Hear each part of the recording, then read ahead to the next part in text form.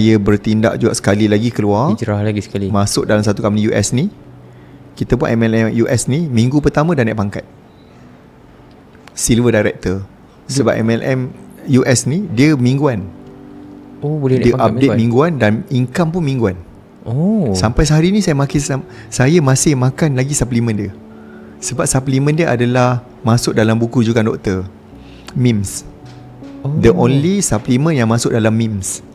Dan memang dijual di hospital sepakar dan ramai Chinese guna sampai hari ni. Oh ya? Dan saya pun masih makan hari ni. Suplemen multivitamin, nama dia Usana. Dia daripada Utah, US. So saya masuk dalam company tu, saya buat. Sebab kita dah ada pengalaman dua company ni tadi. Ya. Kita dah tahu sales, kita tahu network. Minggu pertama naik pangkat Silver Director, Jual vitamin. jual vitamin.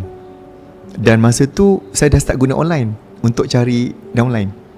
Zaman tu Facebook lah. Tak ada Facebook lagi tahun tu, 2006.